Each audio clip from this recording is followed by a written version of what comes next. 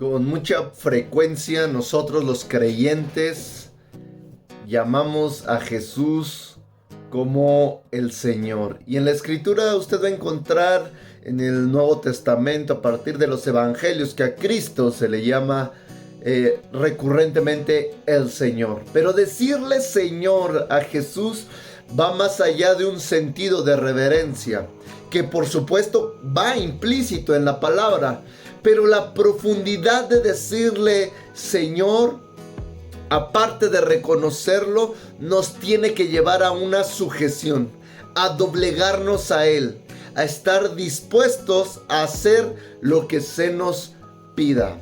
Amados escuchas, es una bendición estar con todos ustedes, es un tremendo gusto poder compartirles la palabra en este día y que podamos en este transcurso de este día nosotros podamos recibir una palabra que nos pueda acompañar, que nos pueda ayudar, no solo el día de hoy, sino que también la podamos aplicar en el transcurso de nuestros días y que Dios vaya moldeando nuestro caminar, nuestro pensar, nuestra forma de actuar, de ser, y que el Señor pueda tomar el control de todo. El día de hoy vamos a hablar acerca de el nombre de Dios, el Señor Jesús. En la Escritura encontramos que recurrentemente se dirigen a Cristo como el Señor. La palabra Señor que se utiliza en el Nuevo Testamento es la palabra Kurios.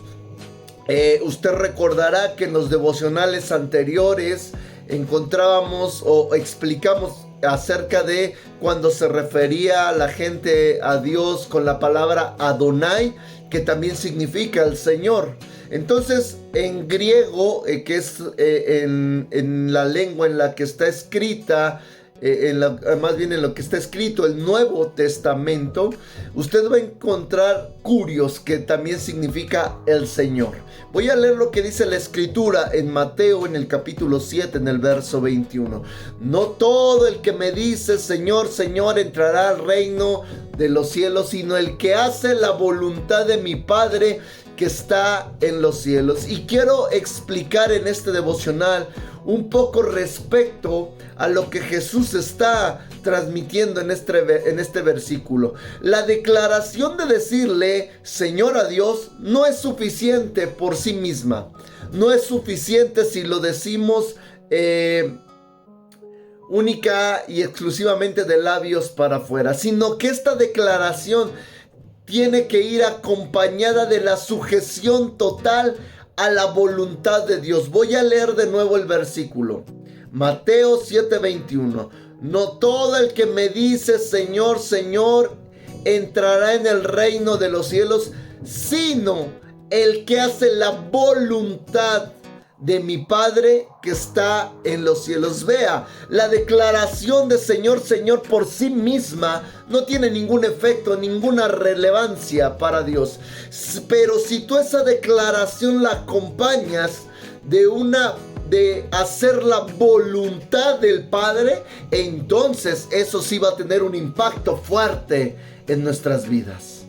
Si sabemos que la voluntad de Dios es buena, agradable, perfecta, como lo dice Romanos 12:2, entonces ¿por qué nos cuesta tanto apegarnos a esa voluntad al grado de que no queremos hacerla? ¿Por qué a veces nos cuesta caminar en el sentido de la voluntad de Dios para que las cosas mejoren? Porque a veces nos negamos tanto a cumplir esa voluntad, si la voluntad de Dios es buena, agradable y perfecta. Creo que es porque eso implica, porque apegarnos a la voluntad de Dios implica que tenemos que dejar atrás cosas que nos van a sacar de nuestra cómoda y vieja manera de vivir. Nos sentimos retados por Dios, nos sentimos exhortados por su palabra y confrontados en el espíritu.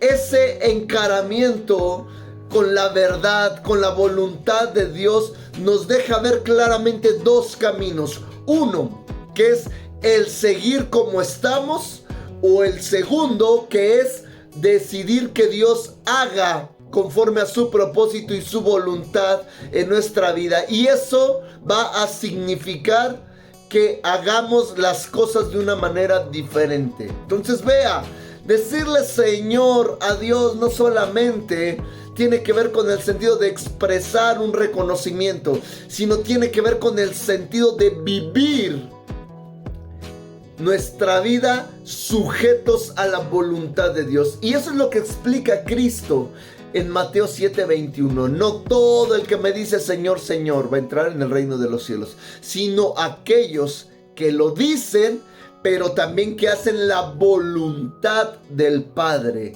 Y la voluntad de Dios es buena, agradable y perfecta. Entonces, amados, lo que yo les quiero transmitir en este día es lo siguiente.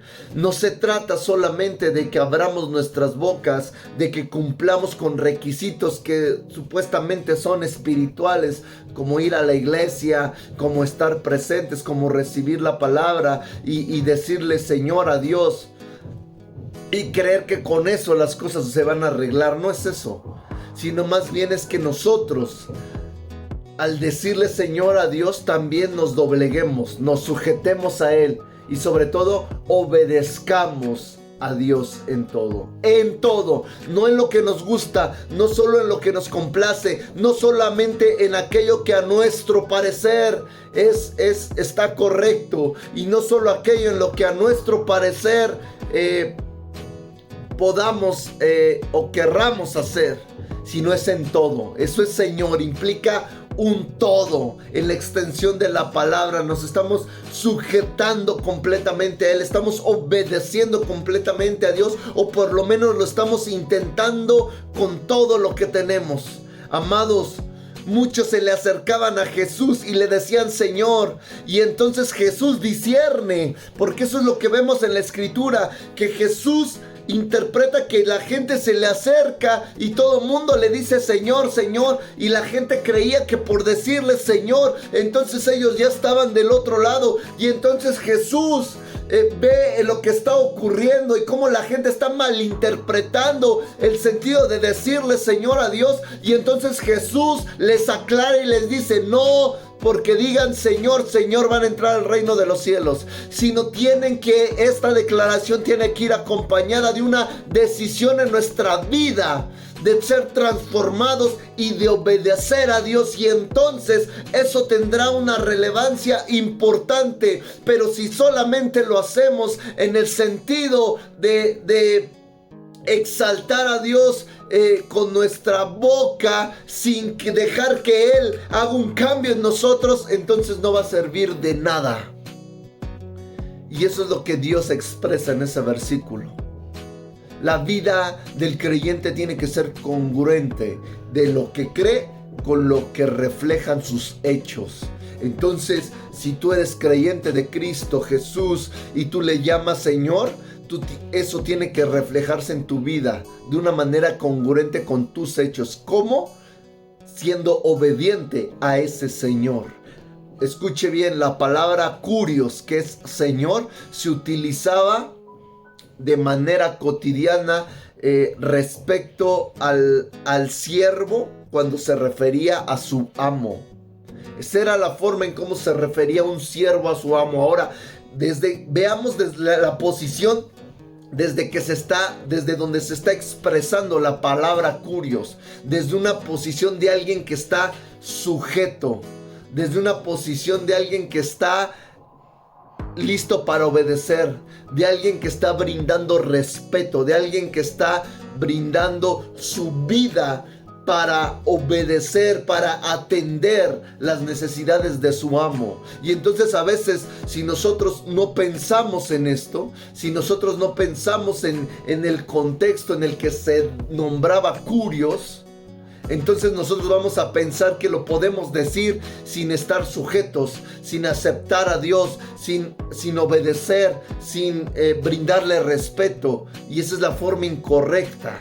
Lo correcto es que si nosotros le decimos Señor es porque nos estamos sujetando, porque estamos dispuestos a ser obedientes, porque estamos dispuestos a brindarle el respeto debido a Dios, la sujeción adecuada y sobre todo apegarnos a Él, porque Él es el amo, el Señor de nuestras vidas. Entonces, amado, escucha, no lo tome con ligereza, porque el tomarlo con ligereza lo excluye automáticamente. Jesús lo entendió correctamente y tuvo la necesidad de explicarlo y decir, no todo el que diga Señor, Señor va a entrar al reino de los cielos, sino aquellos que están sujetos a la voluntad de mi Padre y que hacen esa voluntad. Amados, escuchas, yo quiero decirle algo y con esto quiero terminar y después oramos.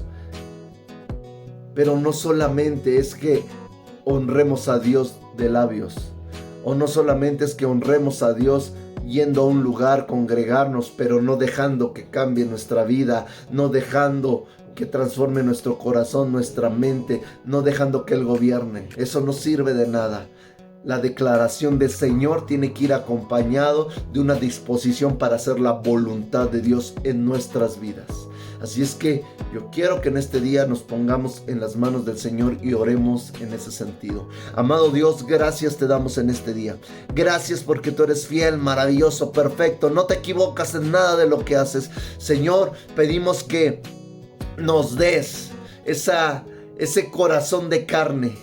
Ese corazón que pueda sentir nuevamente, ese corazón que esté dispuesto a ser transformado conforme a tu voluntad, a tu propósito, conforme a lo que nos has llamado, Señor, y que renueves nuestra mente, nuestro corazón, nuestro espíritu, Señor, para parecernos a ti, amado Dios, porque eso es lo que nosotros tenemos que reflejar y tenemos que ser congruentes, Señor, respecto a lo que creemos y a lo que nosotros manifestamos en tu vida, porque no hay otra forma, no hay otro camino, no hay caminos fáciles en esto, hay caminos verdaderos, hay caminos correctos y que a veces van a tornarse en un sentido en el que tú vas a confrontarnos, exhortarnos, redarguirnos, Señor, pero siempre con el sentido de que caminemos bien. Así es que, papá, en este día te cedemos nuestra vida, así como lo decimos.